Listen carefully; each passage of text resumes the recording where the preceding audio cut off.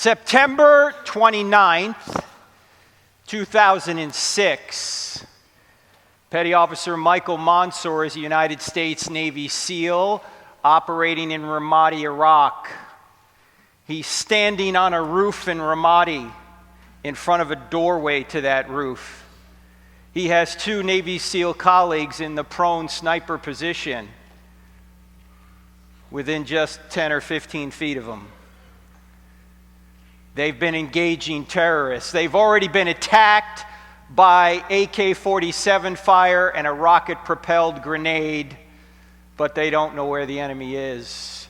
Insurgents have blocked off the streets in Ramadi, and there's somebody on the town mosque loudspeaker yelling, "Kill the Americans!"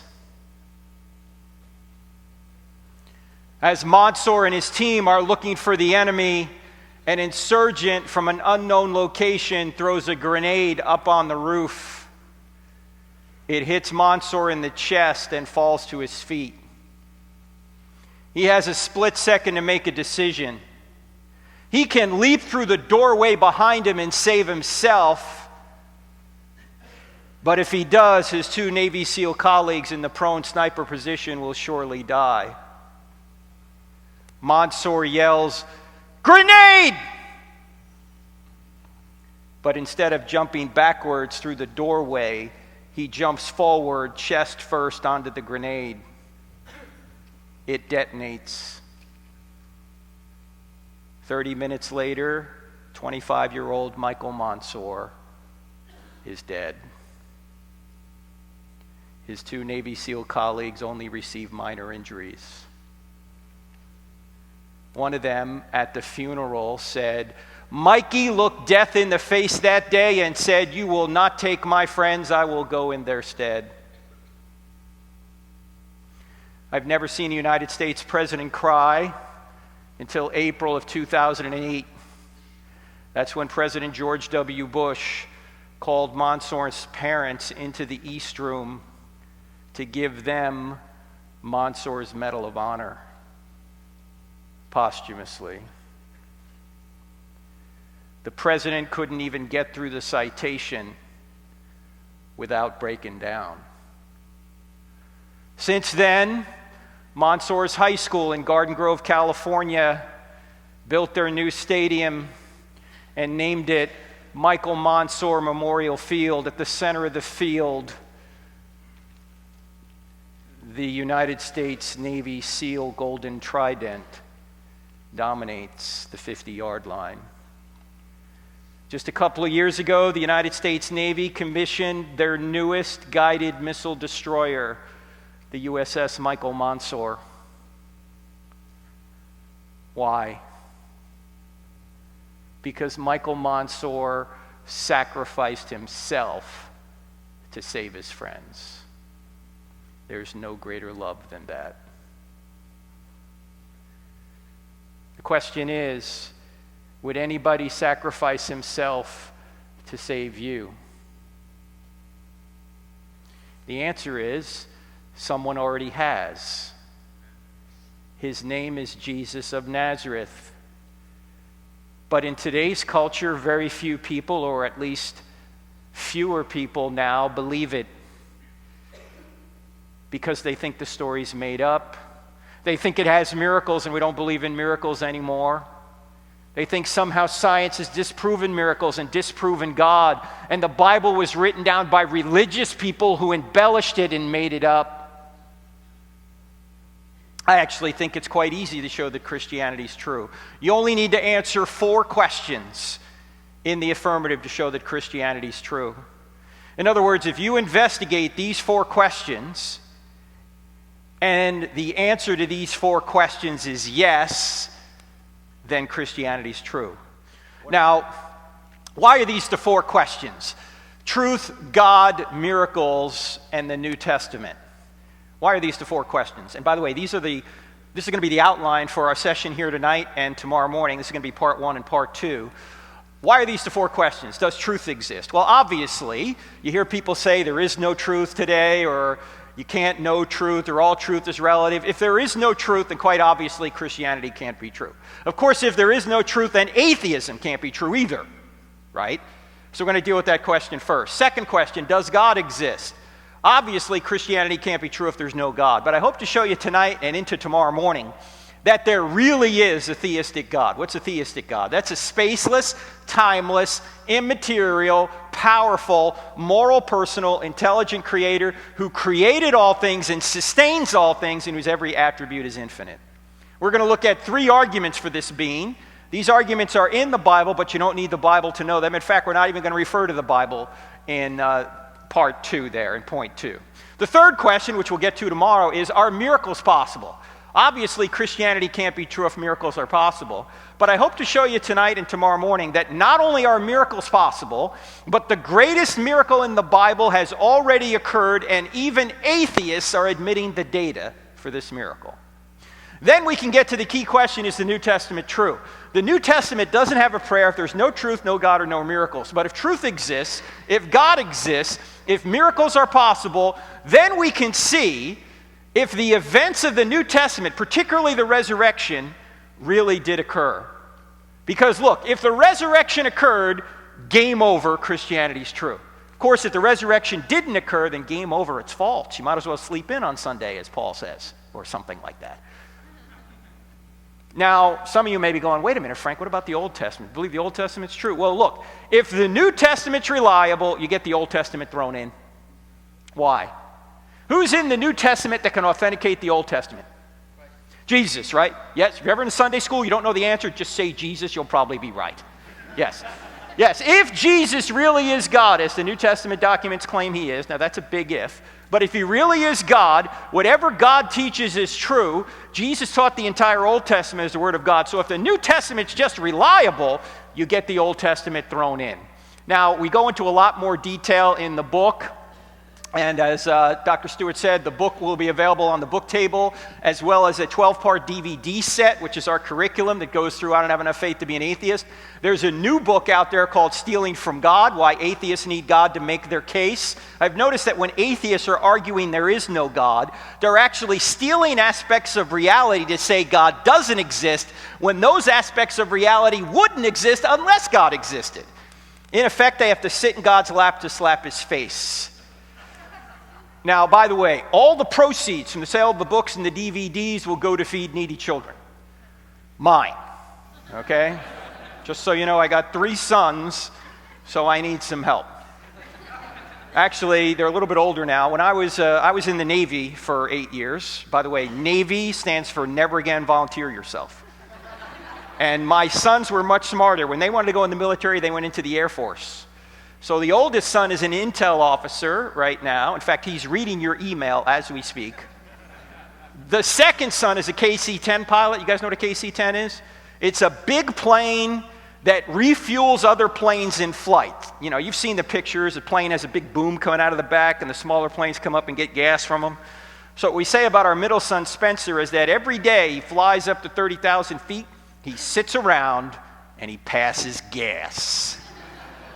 And he gets paid for it. This is every man's dream. If I got paid to pass gas, I'd be a multimillionaire already. The third son's not in the military, but he is out of the house. He's an engineer. So my wife and I, for about the past 4 years now, have been empty nesters. Yeah, it took us a while to get used to that. About 10 minutes. Do we have any empty nesters in here? I see some people from the community here. Yeah, you notice how clean the house stays when they're gone? I mean, when they're home, you got to clean the house every 2 hours, don't you? Well, we love our kids, but they're a little bit messy. Anyway, this presentation I'm about to go to tonight and tomorrow morning is one big long PowerPoint presentation, and I can only show you about a third of it, not even a third of it. If you want the whole thing in a PDF form, text evidence to 44222.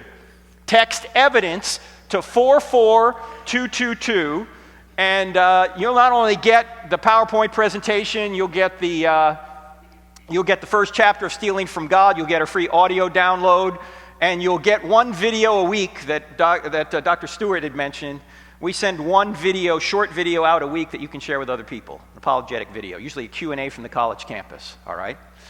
So text that, and I'll put that up tomorrow morning as well, just so in case you forget about it. All right, we're going to start at Does Truth Exist? You guys ready to go? Okay, we're ready to go. All right, whenever you start talking about truth, you always have to start with Jack Nicholson. Right? Because Tom Cruise had him on the witness stand, and he said to him, "Colonel, I want the truth." And what did Nicholson say? Oh, come on. If he had said it that way, the movie would have gone nowhere. You can't handle the truth. How did he say it? Here's how he said it. I want the truth. You can't handle the truth. All right, let's try that again. I want the truth. You can't handle the truth. Much better, much better. Well, there's a lot of people out there that can't handle the truth. They're saying, you got your truth, I got my truth, there is no truth, all truth is relative. Well, if you don't get anything else out of what we talk about here tonight, this is the most important thinking skill we're going to talk about. In fact, it's the most important thinking skill that I've ever learned. And I didn't even know it until I was 33 years old. I already had a master's degree and I didn't know this. I learned it at Southern Evangelical Seminary, where Dr. Howe is a professor and Gary Habermas is an adjunct. And it's so simple. And once you get a hold of this thinking skill, I'm not exaggerating, half of what you need to know to refute false ideas, you will know. It's literally the most important thinking skill you can know. And the easiest way of demonstrating it to you is just to show you an example of using it. Let's suppose someone comes up to you and says, there is no truth. The postmodern claim there is no truth. What question would you ask such a person? Yeah, if somebody says there is no truth, you ought to say, hey, is that true? Is it true that there's no truth? Because if it's true that there's no truth, the claim there is no truth can't be true, but it claims to be true. Did I say that right? Can everybody see that this is a self-defeating statement? That this statement doesn't meet its own standard. It's like saying I can't speak a word in English. If I were to say I can't speak a word in English, what would you say? You just did. You just used English. Or it'd be like saying my parents had no kids that lived. Or my brother is an only child. Right? These are self-defeating statements, and so much of what is put forth as truth in our culture today is literally, logically self-defeating. And the way that you do this is you turn the claim on itself. Turn the claim on itself. So if somebody says there's no truth, you turn it on itself and you say, is that true? How about if somebody says all truth is relative? What should you say? If you turn the claim on itself, what should the question be that you ask back? You could ask, what do you mean by that? Or you could say, is that a relative truth? No, it claims to be absolute. How about if somebody says there are no absolutes? Yeah. You might say, are you absolutely sure? How about if somebody says, it's true for you, but not for me? That's my favorite one, by the way. It's true for you, but not for me. What do you say? This is also logically self-defeating. It's just a little bit more subtle. But if you turn the claim on itself, you should say, true for you, but not for me? Is that true for everybody? Because if true for you, but not for me is true for everybody, then true for you, but not for me can't be true because it's true for everybody. Did I say that right? I know that can give you intellectual constipation if you think about it long enough. But that's because it's self-defeating. It's like saying I can't speak a word in English. Actually, there's an easier way of dealing with this. If somebody says it's true for you, but not for me, say, sure, go try that with your bank teller. Yeah, go to your bank teller and say, look, I need some extra money. I'd like $100,000 out of my account. The bank teller looks at your account and says, I'm sorry, you only have $6.14 in your account. Very easy. You simply say, that's true for you, but not for me. Give me the $100,000. Are you going to get the money? Or let's say you're going a little fast down Highway 10 out here. You're going 90 in a 55. Cop sees you, pulls you over, knocks on your window. You put the glass down. He says, you were going 90. Simply say, that's true for you, but not for me. And you speed away. Can't give you a ticket if it's not true for you. No, if it's true you were going 90, that's true for all people at all times in all places when referring to you. That's just true. I go speak at many churches, and sometimes I'll ask the audience, do you believe Christianity is true? And many people will say, well, of course. And then I'll say, why? Do you know what answer I get more than any other, unfortunately? Because I have faith. Is that a good answer? Does your faith change whether or not Christianity is true?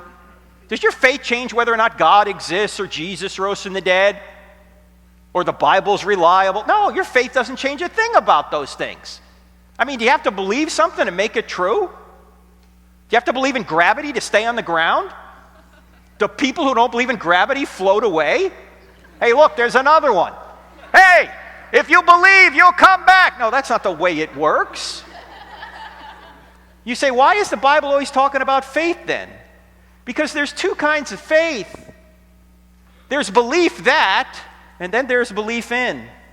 Belief that is getting evidence that God exists, that Jesus rose from the dead, that the Bible is true. All that deals with evidence. That's what the apologist, who's not apologizing, he's trying to say, here's why I think this is true, here's some evidence. That's what apologetics is.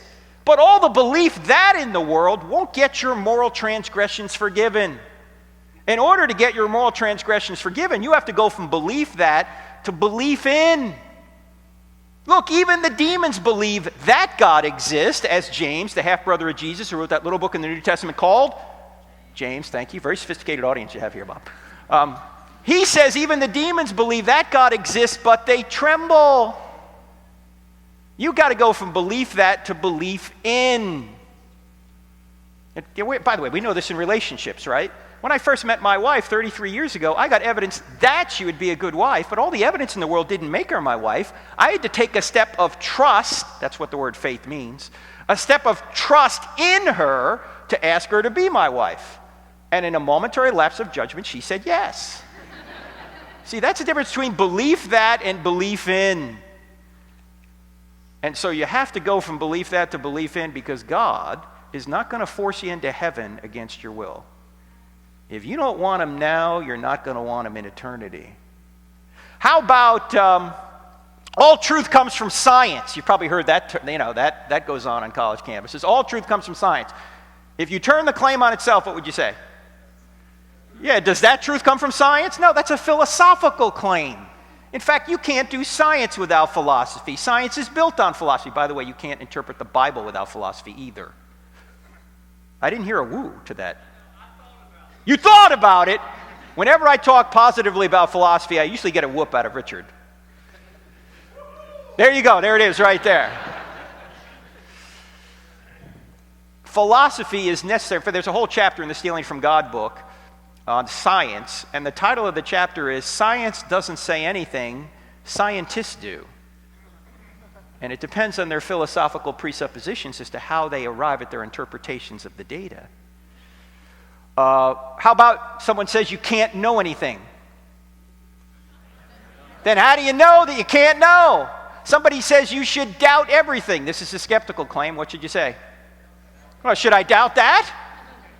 I mean, why are skeptics skeptical of everything but skepticism? You ever notice that? They don't doubt doubting. They're sure doubting is true.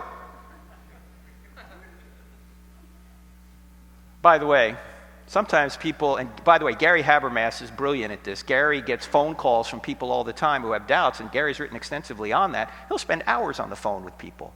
I don't have the grace or patience to do that. In fact, when people call me and say, oh, I've lost my faith, I almost want to say, so? Because you lost your faith, your psychology changed. Does that mean God doesn't exist?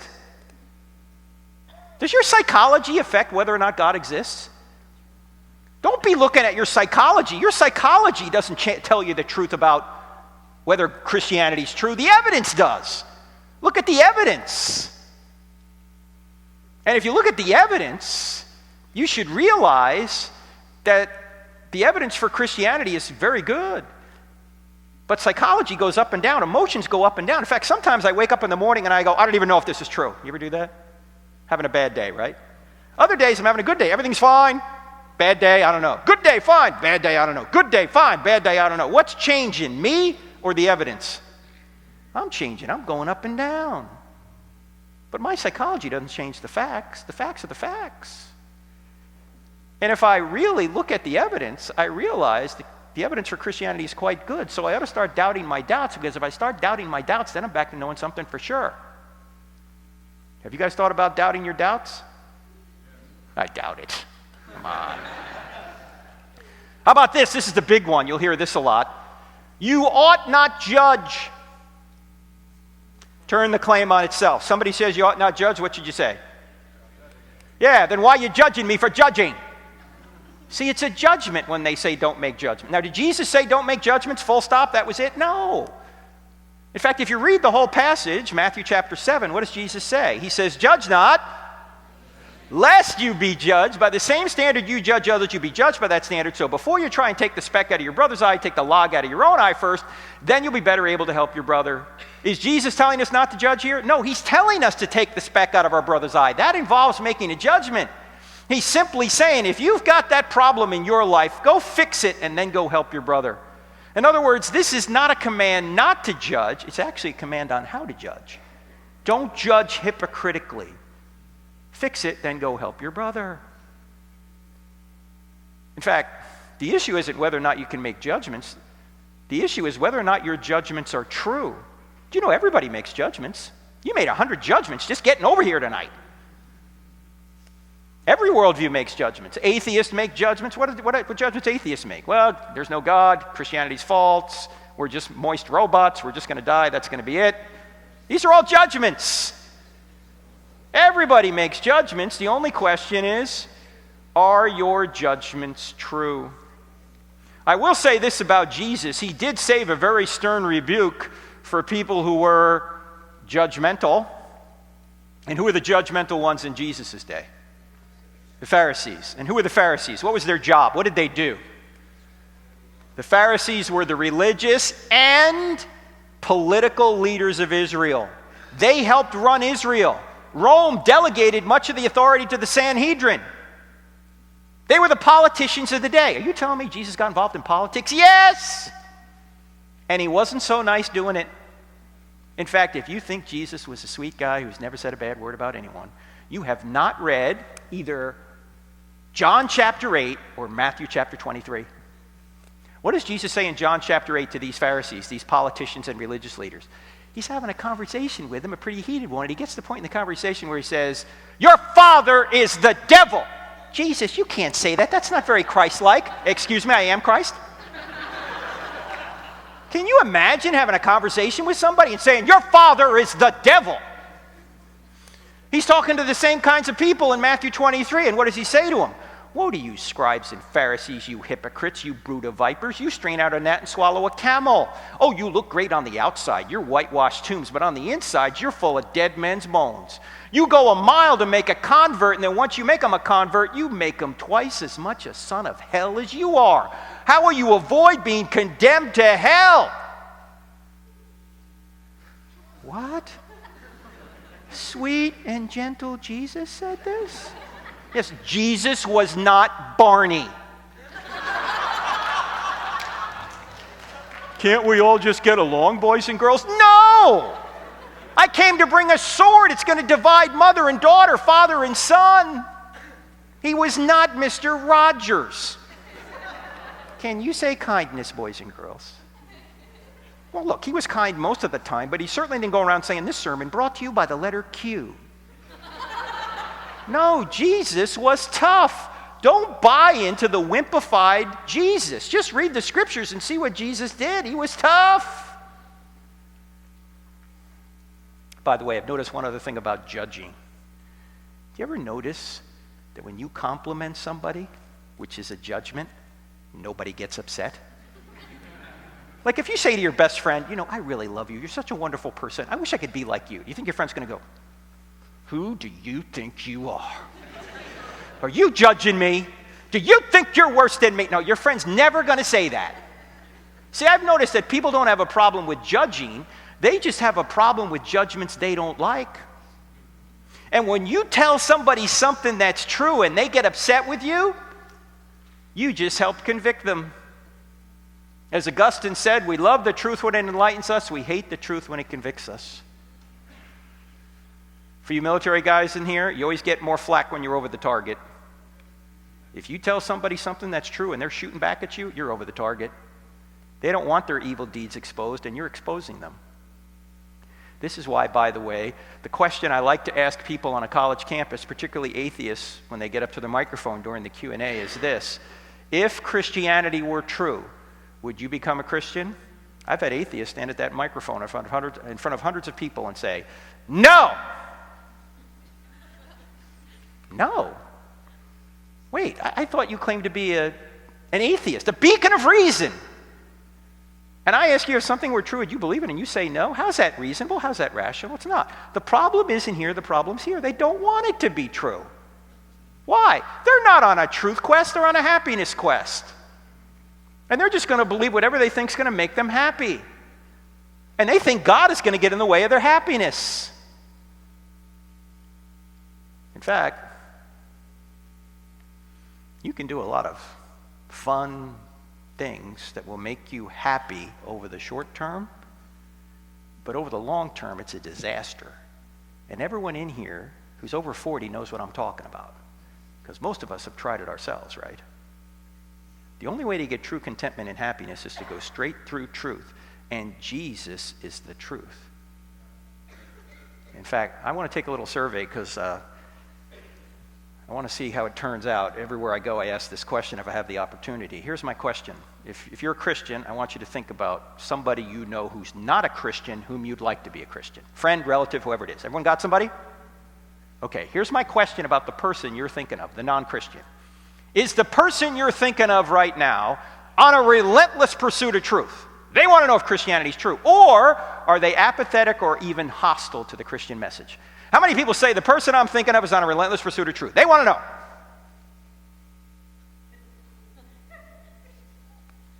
One hand, half a hand, a third of a hand.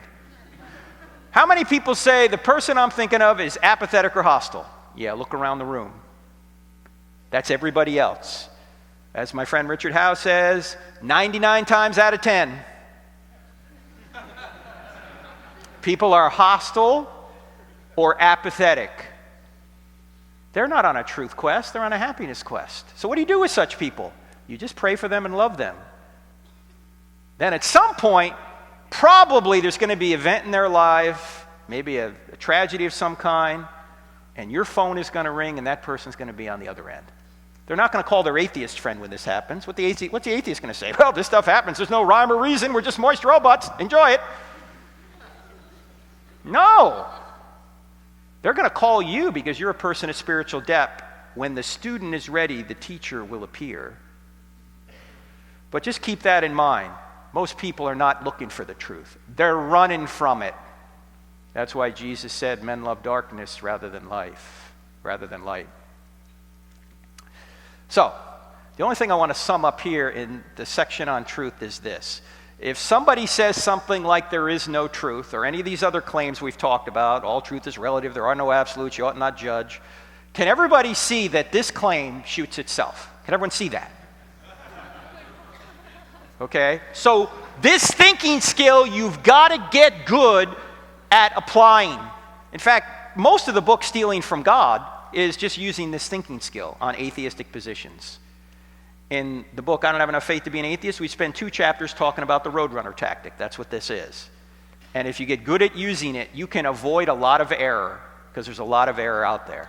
All right, so next question, does God exist?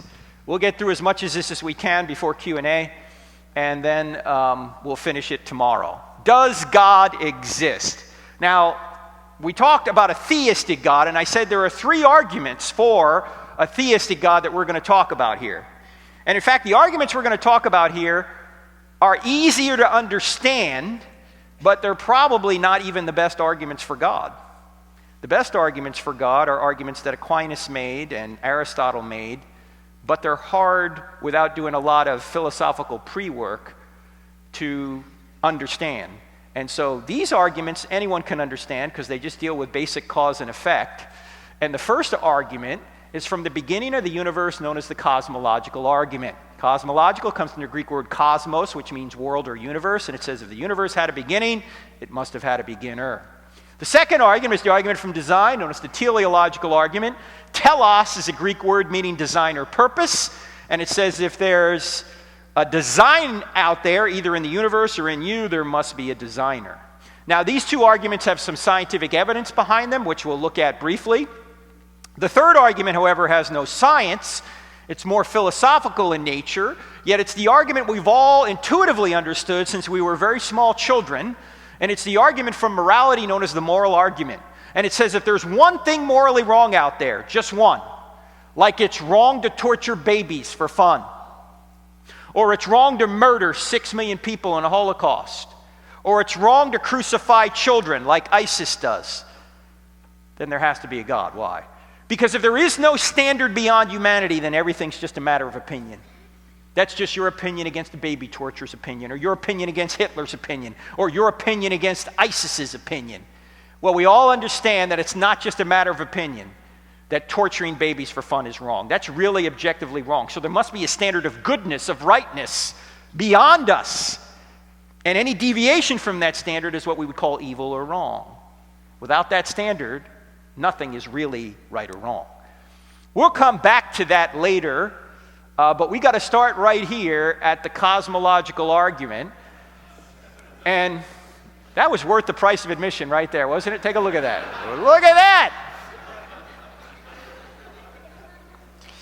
And this is the argument that many say points back to the big...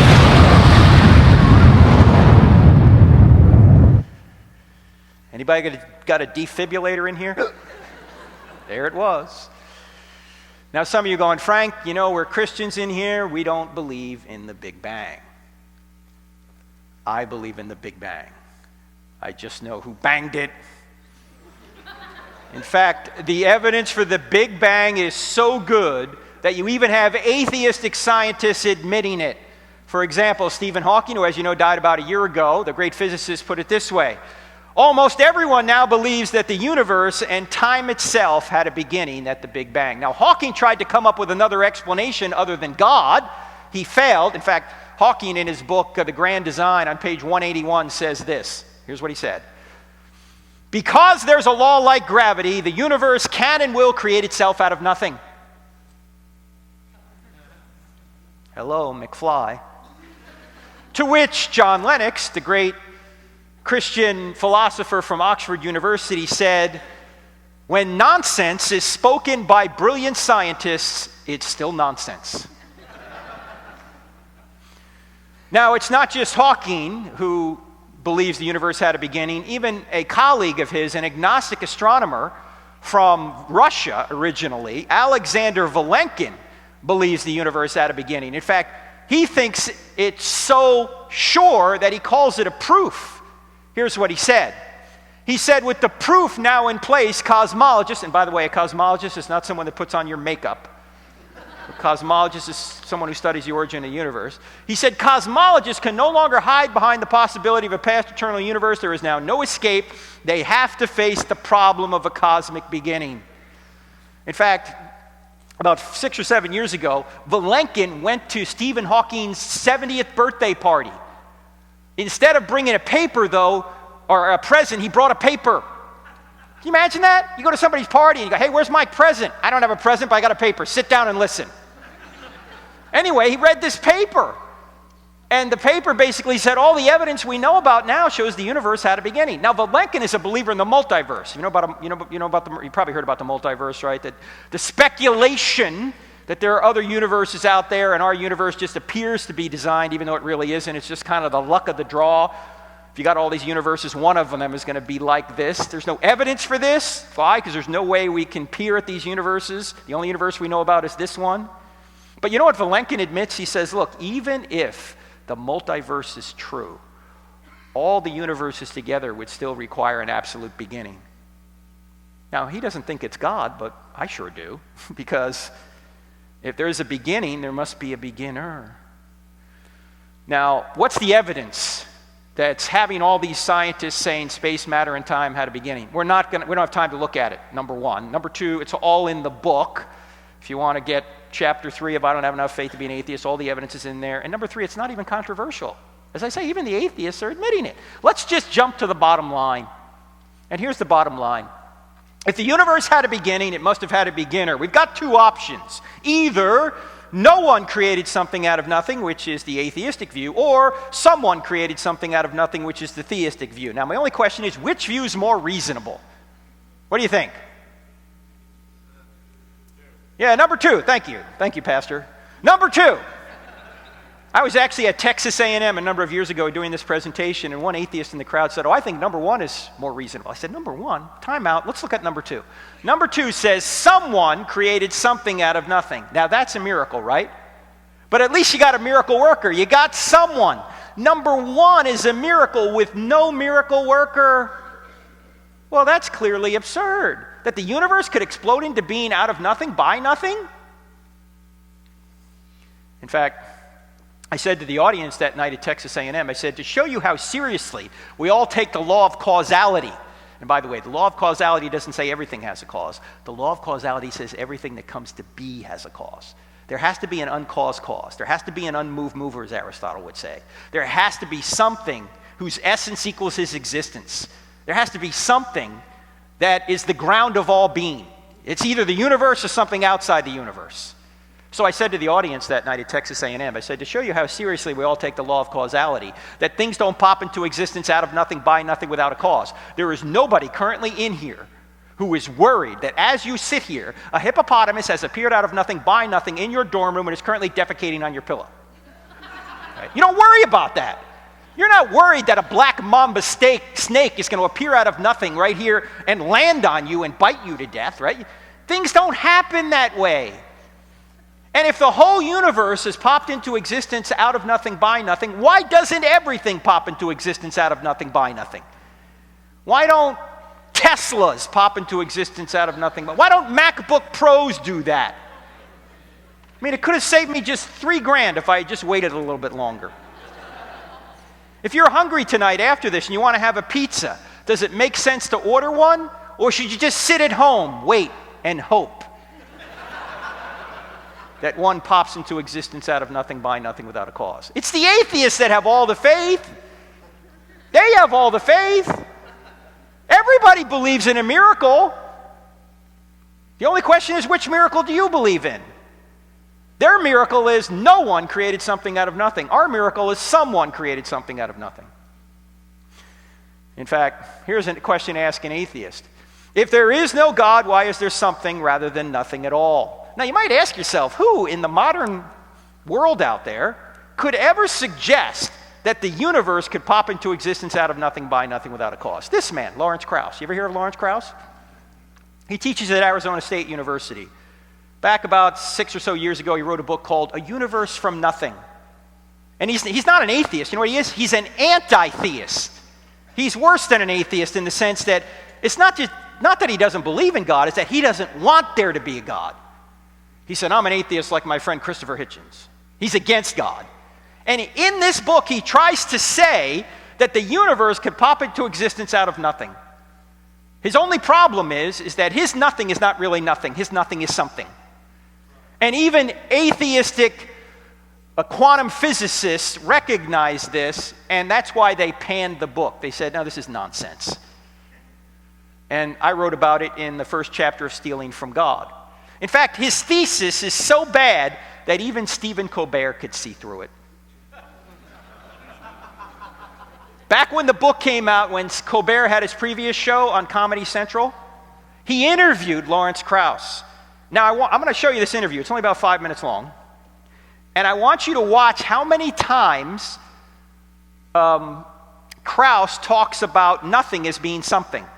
He talks about the laws of physics, the laws of quantum mechanics, the quantum vacuum. These are not nothing, these are something.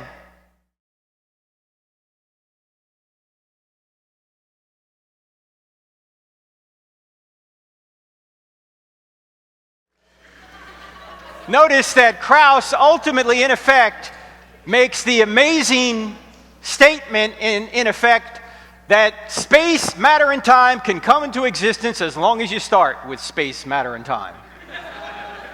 Well, yeah, it's already here.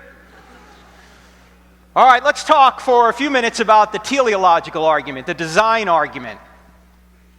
And this argument has, in recent years, recent decades, really come to the forefront when it comes to what's now known as the fine-tuning of the universe. That the universe appears to be precisely designed so that human beings could exist, life could exist, in fact, the universe could exist. Because if you change any one of a number of factors about the universe, virtually imperceptibly there is no universe. For example, we'll start again with Stephen Hawking, the atheist, who talked about the extreme precision at the beginning of the universe. Here's what he said. If the expansion rate of the universe was different by 1 part in 1,000 million a second after the Big Bang, the universe would have collapsed back on itself or never developed galaxies. In other words, if the expansion rate was any different at the very beginning of the universe, there would be no universe. Nothing that could have life anyway. Now, you can't make any evolutionary explanation for this. Why? Because these are the initial conditions of the universe. The expansion rate didn't evolve to something by chance, whatever that means. It started there.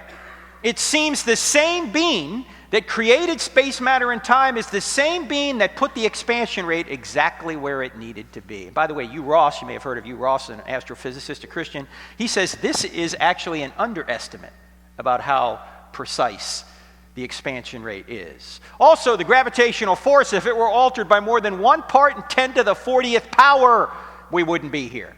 What's 1 part in 10 to the 40th power? That's 1 part in 1 with 40 zeros following it. You say, Frank, I can't get my head around that number. I know, neither can I, so let me just give you an illustration. Take a tape measure and stretch it across the entire known universe. That's a long way. Set the gravitational force at a particular inch mark on that tape measure. I realize gravity is not measured in inches, but this just to give you a scale idea in your mind. If the strength of gravity was different by 1 inch in either direction, across a scale as wide as the entire known universe, we wouldn't be here.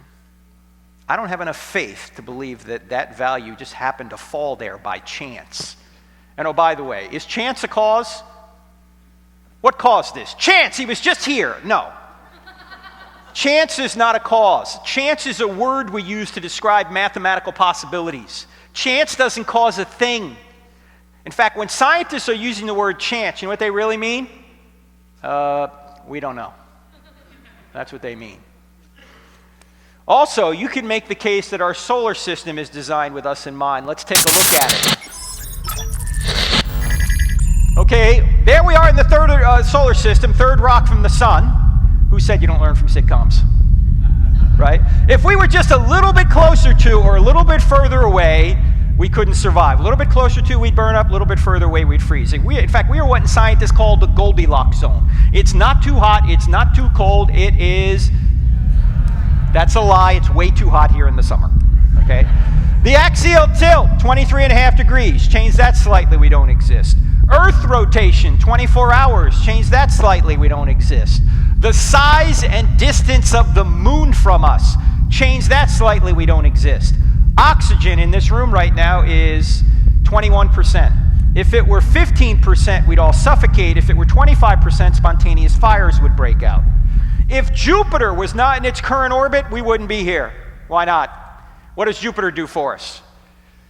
Jupiter acts as a cosmic vacuum cleaner. Its gravitational force is so strong that it attracts most of the meteors and space junk to it rather than us. In fact, you want to take a close-up look at Jupiter? You know what those purple marks are, or those dark marks on Jupiter? Those are comet fragment strikes that are bigger than the Earth. Thank God for Jupiter. Because if Jupiter wasn't there, we wouldn't be here. In fact, a few years ago, I went to the Drudge Report. And by the way, whenever I want to be convinced that the universe is going to end this week, I always go to the Drudge Report. Go, what is this crazy stuff going on? Anyway, the headline read, scientists believe major meteor to hit Earth in 2040. I am rooting for Jupiter. Jupiter can save us. Saturn does the same thing, by the way. In fact, you want to see the size of Jupiter? Check this out. There's Jupiter, Saturn, Uranus, Neptune, Earth. Look at poor Pluto down here. You know, Pluto recently has been demoted as a planet. Yeah, I don't know about you, but I think it's size discrimination. Take a look at this. You can hardly see Pluto. Take a look at this. That's Arcturus. That's another star in our galaxy. Here's the sun over here. Jupiter is 1 pixel in size on this scale. Earth is invisible. Pluto? Forget about it. All right, keep an eye on Arcturus now. Where's Arcturus now? There it is right there. Right of that star Regal. That's Antares. That's another star in our galaxy. The sun is 1 pixel in size on this scale.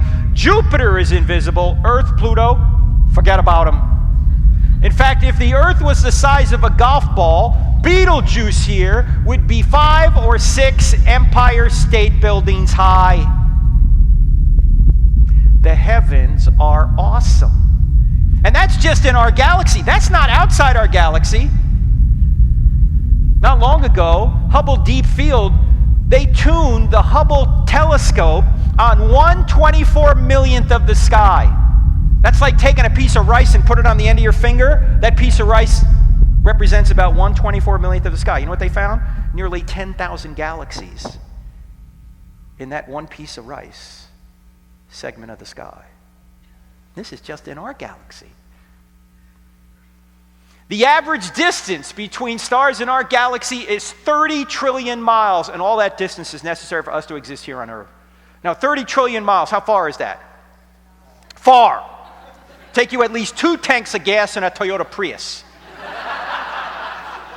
to go 30 trillion miles. A number of years ago, I was out in the Desert Museum in Tucson, Arizona. If you ever get to go to Tucson, out a little ways from the city, they have this museum. And if you go out there at night, on a clear night, you can see thousands of stars in the sky. So we're out there one night, and the guide goes, wow, it's so clear tonight that if we look up at 9:03, we're going to see this space shuttle in orbit. I said, oh, come on, we're not going to see the space shuttle. I mean, it's only 120 feet long. It's 350 miles up. We're not going to see it. Oh, me of little faith. At 9:03, the guide goes, look! We look up in the sky about 70 degrees above the horizon. There's an object streaking out of the western desert sky relative to us about like this. When it got right about here, it disappeared. I don't know whether Scotty beamed it up or what. Actually, what happened was, despite the fact that we were in total darkness, the space shuttle was so high up that the sun was still reflecting off of it. When it got out of the range of the sun, we couldn't see it anymore. Now, when the space shuttle was in orbit, the space shuttle was traveling at about 18,000 miles an hour. That's 5 miles per second. You got trouble getting to school in the morning? Take the space shuttle. You'll be here. 5 miles a second. Think about how fast that is. Well, I did a little calculation to try and figure out how long would it take us if we could get in the space shuttle and go from our star, the sun, to another star in our galaxy, an average distance away 30 trillion miles. In other words, how long would it take us to go 30 trillion miles at 5 miles a second? How long do you think it would take us? A long time. Math majors in here. It would take us 201,450 years. That means if you got in the space shuttle at the time of Christ and started traveling from our star, the sun, to another star in our galaxy, an average distance away, you've been going 5 miles a second for 2,000 years. You'd be less than 1/100th of the way there right now. And we're going to explore space. No, we're not. We're not going anywhere in space. We can hardly get out of our solar system. It took us 9 years to get to Pluto. Who would like to go to the next nearest star? We'll go. Get in, kids! Are we almost there yet, Dad? Play some more Xbox. Another 200,000 years. And how many stars are out there? The number of stars that are out there are about equivalent to the number of grains of sand on all the beaches on all the earth. You see this here on the left? That's from the ground. You see that little square right there? That's that square from the Hubble Space Telescope. Those are stars, heavenly bodies. February 1st, 2003, President George W. Bush went into the East Room of the White House. It was Saturday afternoon. They turned the TV camera on, Every major network carried his address. Saturday afternoon, why? The president looked in the camera and said, "My fellow Americans, this morning our country experienced a great tragedy. Upon re-entry into the atmosphere, the space shuttle Columbia burned up in the skies over Texas. There are no survivors. The Columbia is lost." The president then went on to quote Isaiah chapter 40 on international TV. Why Isaiah chapter 40? Because in Isaiah chapter 40, beginning in verse 25, God is speaking. And what does God say? "To whom will you compare me, or who is my equal?" says the Holy One. In other words, God's saying, you want to know what I'm like? Here's a comparison. "Lift your eyes and look to the heavens. Who created all these stars and named them one by one? Because of his great power and mighty strength, not one of them is missing." The president then looked back in the camera and said, the same God that created and named all those stars is the same God that created and knows the names of the 7 astronauts who perished today. While they did not return safely home to us, we can all now pray they've all returned safely home.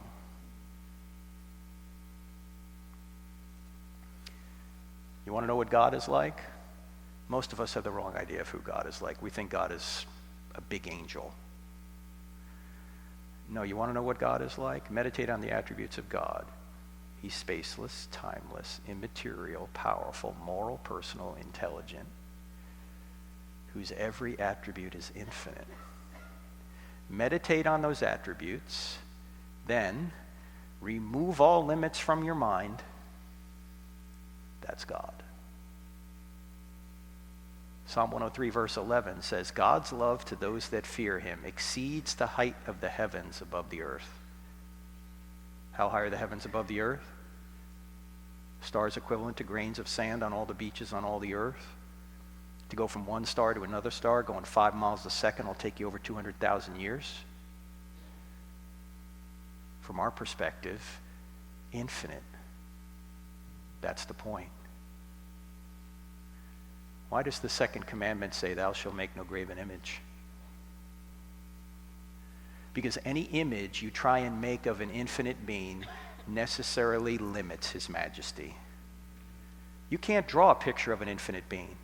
Oh, you can draw a picture of Jesus. Why? Because Jesus had 2 natures. He had a divine nature and a human nature. You can't draw the divine nature. You can draw the human nature. God is unlimited. Now, since this being actually exists,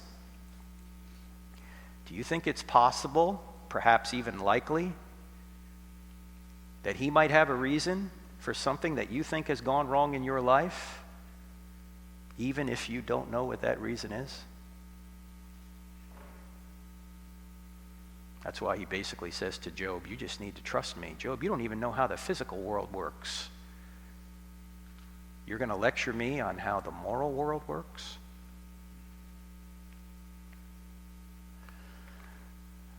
Now, it's not just the universe that's designed, so are you. And while the universe may be amazing, the universe isn't made in the image of God, but you are. By the way, what does it mean to be made in the image of God? Does that mean you look like God? No, God is an immaterial being. It means you're a person like God. God is not a person, he's personal, but you're a person. And you have mind, emotion, and will. You know, you feel, you want, like God. And you can create. God creates. You can create as well. You can be, in a certain sense, like God. And he wants you to cultivate, to create. But we're not going to look at you tonight. We're going to look at you in the morning because we've got to go to Q&A now. So tomorrow morning, we're going to start with you at the beginning, and then we're going to talk about the moral argument, are miracles possible, and is the New Testament telling us the truth about the resurrection? All right, so let's go to questions. And remember, these are the three arguments we're going through to show that God exists. We only got through 1.5 of them, but we'll do the rest tomorrow. We've got microphones up here, and we're filming this, so we need you to come to the microphone so people can see and hear you. So, Adam, you're going to start? All right. This is Adam, ladies and gentlemen. Go ahead. So with the fine-tuning argument, how do you go about saying that if the universe was fine-tuned for life to exist for us, why are there not multiple planets for which we could inhabit and see them popping up everywhere? If it was fine-tuned, wouldn't there be repetitive? Okay, the question is, if God fine-tuned the universe for life, why don't more places have life, right? It's true that what we know about the universe, it's very hostile to most areas, right? But when atheists bring this up, what they're missing is the fact that this planet and the way the universe is designed even if there isn't life anywhere else. Let me give you an illustration. Let's suppose you're walking through the desert, the vast Sahara Desert, and right in the middle of the desert, which by the way, the desert's just vast, there's nothing but sand, you find an iPhone. Now, because most of the desert is sand and doesn't really appear to be designed, does that mean the iPhone's not designed? No, the iPhone still needs a designer, even if the entire environment around the iPhone doesn't need a designer. Secondly, one of the reasons God made such a vast universe, and someone like you, Ross, will say, well, he needed to do this in order to create the environment that we have now. I don't know if I totally buy that, but that's what you, Ross, says, and he knows much more about this than I do. But think about a universe where the universe ended at the cloud tops. We'd go, well, this isn't such a big deal, right? But the heavens declare the glory of God. When you look up and see stars equivalent to grains of sand on all the beaches on all the earth, and they're all, so many attributes of the universe are fine-tuned, it gives you a sense of the majesty of God. In other words, we reason from effect to cause. We don't see God directly, we see him indirectly. We see a creation, there must be a creator. We have a moral law written on our hearts, there must be a moral lawgiver. We reason from effect to cause. That's what scientists do. What caused this effect? And when we look at the universe, we realize it's designed, we realize we're designed, and even if the rest of the universe is hostile to life, it's still designed.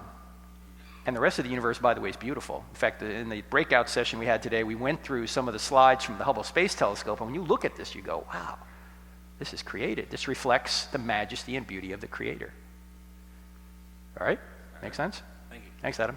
Yes, sir. What's your name? Brian. Hey, Brian. Dr. Turek, when you explained the cosmological argument, you used arguments from science as proof, or evidence from science as proof for the beginning of the universe. Mm-hmm. However, oddly enough, scientific paradigms shift. Mm-hmm. So would you be able to provide a philosophical argument for the beginning of the universe? Oh, yes, absolutely. And I think the philosophical argument, I didn't have time to go through it all here. The philosophical argument is even, I think, immune to that kind of tentativeness because, as you know, philosophical or scientific arguments are tentative, but philosophical arguments, if properly done, are not. Thank you. One argument for the beginning of the universe is the argument that I'm going to state here. Let's say this timeline, we don't know how far back it goes, right? Here's today, the present. And there's yesterday, there's the day before yesterday, there's last week. This is sometimes called the cosmological argument, by the way, that there had to be a beginning. Can this line be infinite into the past? Why not? Why can't it be infinite into the past? Because you would never get to today. If there were an infinite number of moments before today, you'd always have to live another day before you got to today. Why? Because there's an infinite number of days before today, right? But since today is here, there had to be a beginning to this timeline. Whether it's thousands, billions, or whatever, there had to be a beginning to it. And if time had a beginning, whatever created time must be timeless. That being is outside of time. Another way you can look at this is an infinite is something that has no end, right? But this timeline is at an end right there. So it can't be infinite. Also, you can't add anything to an infinite because by definition, an infinite includes the entire series of numbers, an infinite, an unending series, right? But tomorrow we're going to add another day to this timeline, and the day after that you're going to add another day. In other words, you can't add to an infinite, but tomorrow we will. So this has to be a finite timeline. There had to be a beginning to time. Now there are other arguments that Richard Howe is better at explaining than me, but let me just give you a quick one. In fact, Ed Fazer has a book out called The 5 Proofs for the Existence of God, and one of the proofs is the argument from composition. Everything that we know is composed in the physical world. We're made of parts, right? But the being that created all things can't be made of parts himself. He can't be composed, because if he's composed, then he needs an outside composer to compose him. And you can't go on an infinite regress of these composers. Ultimately, you're going to get back to an uncomposed, simple, meaning a being without parts, who composes everything else. And tomorrow morning, we're also going to see that this being not just composes everything else, he also sustains everything moment by moment. Not just a horizontal cause back here, but a vertical cause every moment. We'll look at that argument tomorrow. Thank you. All right, thanks, Brian. Yes, sir. What's your name? My name is Eric. Hey, Eric. So we have no evidence for anything or any universe previous to this one. Is it not possible that a previous universe collapsed, created a singularity, and we're in an infinite cycle of universes collapsing and expanding? A couple of problems with that. First of all, this would negate that. There has to be a beginning at some point. Secondly, and I'm borrowing from Dr. William Lane Craig here, who is really into this cosmology stuff, he says you can't go through a singularity. Thirdly, the fact that the second law of thermodynamics would prevent an infinite number of bangs and collapsing and rebangs, and you can't have an infinite number of events in the past anyway, right? There's got to be a finite number. So ultimately, you're going to get back to a beginning. Even if there were other bangs before this bang, ultimately you're going to get back to nothing and then the creation of the space-time continuum. But all the evidence shows that there's only one bang we know about. It's the Big Bang theory. It's not the Big Bang, bang, bang, bang, bang, bang, bang, bang theory. In fact, for the past 50 or so years, the entire scientific cosmological community has been trying to find a way around the standard Big Bang model. And if there's any conclusion you can draw from all of their speculations, is that the standard Big Bang model survives. And all of these other possibilities fall by the wayside for one reason or another. Thank you. All right.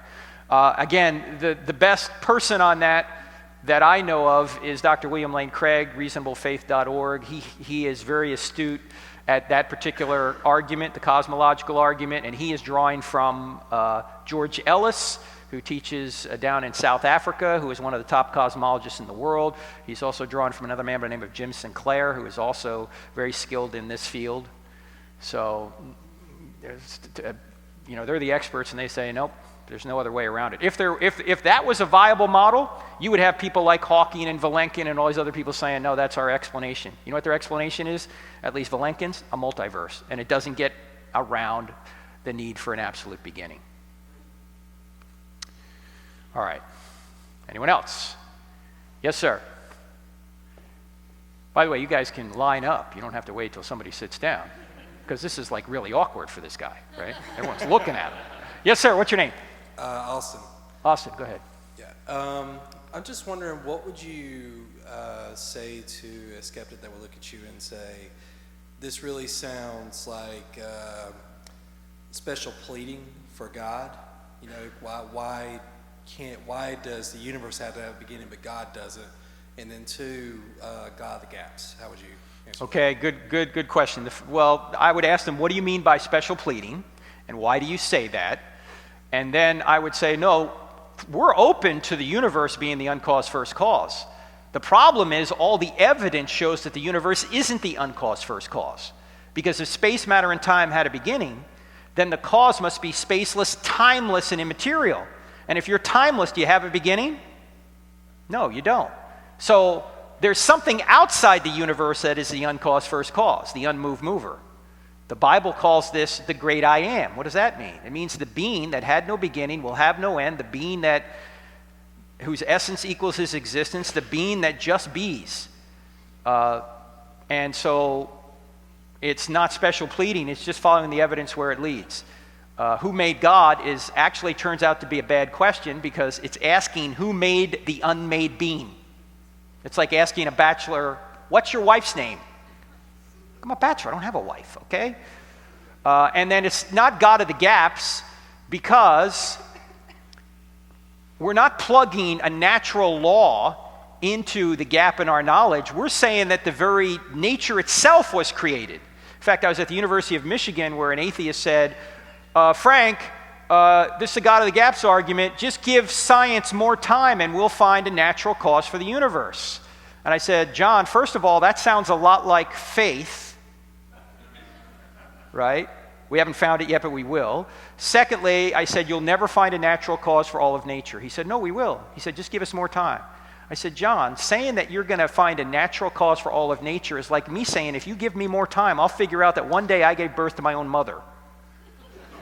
No, that's impossible in principle. If nature had a beginning, whatever created nature must be beyond nature, i.e. supernature.